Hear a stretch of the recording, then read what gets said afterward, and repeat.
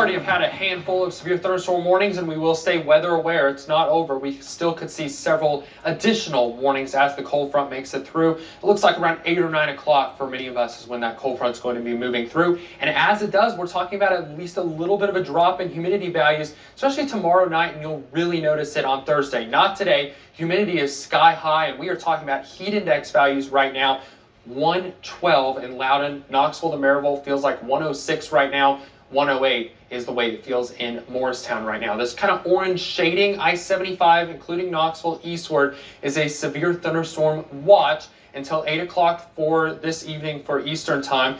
Severe thunderstorm warning just issued into North Carolina. So if you're up in the Smokies of Blount County and Monroe County and then eastward, there is a new warning there. But really just a special weather statement for up to 40-mile-per-hour wind gusts in the southern half of Monroe County. So kind of right over Tellico Plains right now, south side of Tellico Plains, moving due eastward pretty much. There's that new severe thunderstorm warning for the North Carolina side of the Smokies, and then had a pretty strong storm up in the Hawkins County area as well. Really has fallen apart quickly. Another strong storm going towards the Tri-Cities along the Virginia and Tennessee border. But we kind of have a little bit of a lull for a lot of us. Still that level 2 out of 5 risk does exist. I-75 eastward, same kind of threat level as the severe thunderstorm watch is in effect.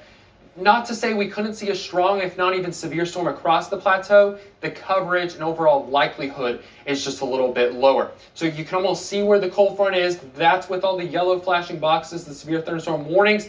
That's the cold front. That's our final push. Once that makes it through, then your severe threat is over. Rain chances are pretty much over as well. So 6 predictors showing that kind of isolated to spotty feel across the area through about 5, 6 o'clock.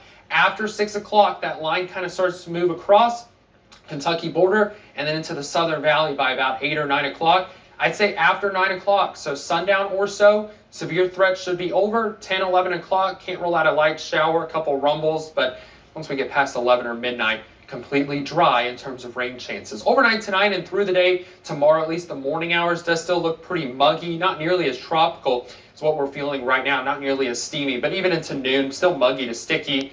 It's late tomorrow evening, overnight hours. Look at that. The green, you know that means good. Waking up for your Thursday, very comfortable feel in place, especially for late July standards. So tomorrow, pretty much exactly where we should be for this time of year, maybe a degree or 2 shy of our average, which is 88. We'll be around 86, 87, Oak Ridge to Loudoun. A little bit of a hazy feel in the atmosphere as well, or a hazy look in the atmosphere. A little bit of smoke still from the Pacific Northwest and Canadian wildfires, but then the drier air continues to funnel in. Should clear out some of the smoke tomorrow night into Thursday. Look at what kind of lows we could be talking about Thursday morning. Low 60s, even if you isolated upper 50s, not out of the question for Southeast Kentucky and Southwest Virginia.